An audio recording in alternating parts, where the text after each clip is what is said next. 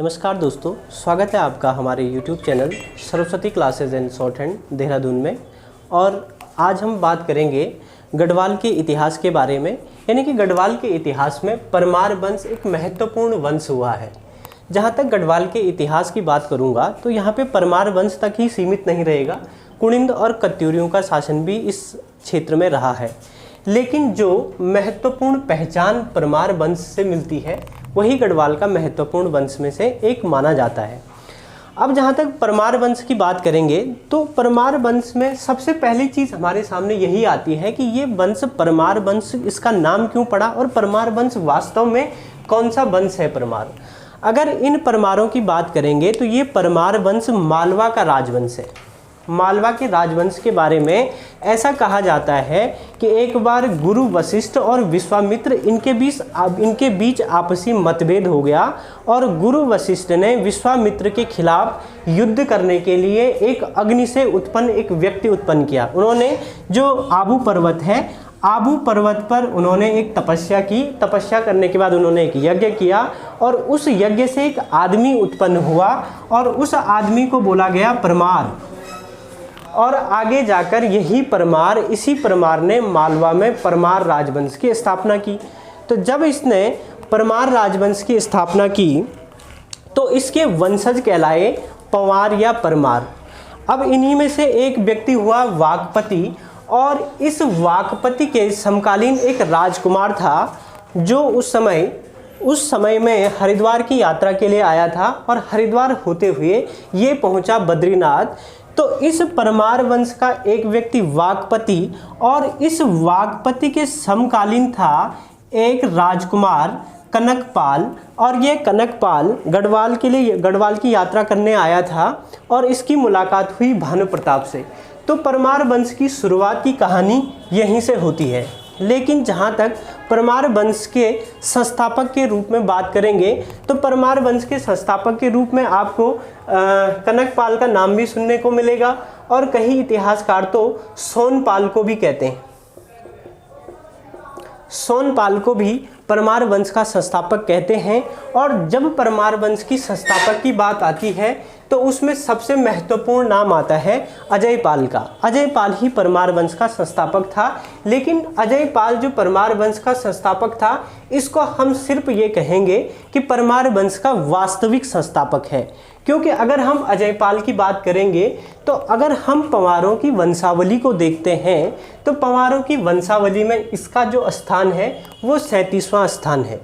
और जो पंवार राजवंश का इतिहास प्रारंभ होता है, इतिहास यहीं से प्रारंभ होता है। अगर हम अजयपाल से इतिहास प्रारंभ करते हैं तो ऐसे में इससे पहले के कुछ राजाओं का उल्लेख मिलता है। एग्जाम की दृष्टि से थोड़ा एक दो फैक्चुअली क्वेश्चन आपके यहाँ से बन सकते हैं, तो इसलिए ये मैंने पहले लिख दिया है ताकि आपको देखने में कोई प्रॉब्लम ना हो। तो अगर हम अजयपाल की बात करेंगे, अजयपाल से इतिहास अगर हम शुरू करते हैं तो ऐसे में जो हमारे पुराने कुछ अभिलेख मिले हैं, पुराने साक्ष्य मिलते हैं पंवारों से, तो उससे पहले पंवारों के साक्ष्य मिले हैं। तो उससे ये स्पष्ट होता है कि अजयपाल से पहले भी परमार वंश जो है अपने अस्तित्व में आ चुका था। तो इसके अस्तित्व की बात करेंगे तो सबसे पहले बात करता हूँ कनकपाल की। कनकपाल एक गुजरात धार नगरी का एक राजकुमार था और ये पहुंचा बद्रीनाथ की यात्रा करने के लिए। जब ये बद्रीनाथ की यात्रा करने के लिए पहुंचा तो उस समय जो ये गढ़वाल का क्षेत्र है, गढ़वाल का क्षेत्र की बात करेंगे तो ये छोटे छोटे गढ़ों में विभाजित है और इस प्रकार से ये 52 गढ़ों में विभाजित है।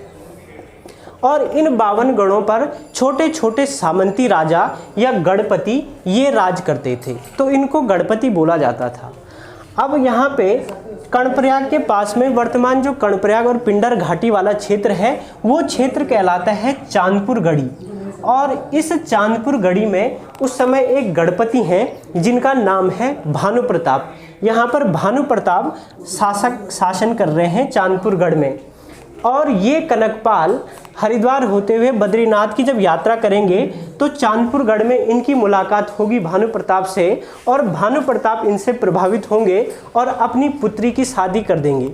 वही स्थिति हो रही है जो मैंने चंद राजवंश में बताया था कि ब्रह्मदेव की पुत्री के साथ सोमचंद ने शादी कर दी और चंद राजवंश की स्थापना होगी। वही परमारों में भी है कि कनकपाल चांदपुर गढ़ी से भानु प्रताप की बेटी के साथ शादी करेगा और यहाँ पर अपना राजवंश स्थापित करेगा, जिसको हम परमार राजवंश या पंवार राजवंश के नाम से जानते हैं। ठीक, परमार नाम क्यों पड़ा ये मैं आपको बता चुका हूँ। अब जहाँ तक परमार राजवंश के बारे में हम बात करेंगे तो इतिहासकारों में इसमें बहुत मतभेद हैं। हमने जो इसमें सहारा लिया है वो हमने अनेक इतिहासकारों को देख के लिया है, जिसमें आपका जो राहुल सांकृत्यायन की बात करें और शिव प्रसाद डबराल की बात करें। राहुल सांकृत्यायन और शिव प्रसाद डबराल तो कनकपाल को पंवार वंश का संस्थापक भी नहीं मानते हैं और वो ये भी नहीं मानते हैं कि कोई राजकुमार गुजरात से आया था।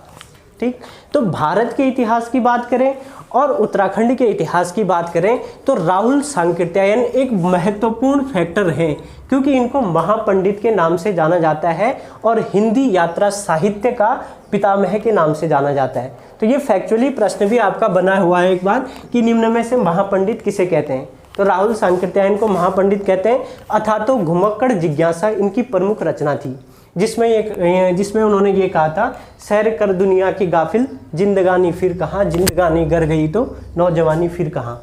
तो भारतीय हिंदी यात्रा साहित्य के पितामह है राहुल सांकृत्यायन और हिमालय परिचय इनकी रचना है और उस हिमालय परिचय में इन्होंने इस क्षेत्र के बारे में बताया है। वहीं शिव प्रसाद डबराल, जिनको इंसाइक्लोपीडिया भी कहते हैं, चारण के नाम से उनको जानते हैं, वो भी इस चीज़ को नहीं मानते हैं।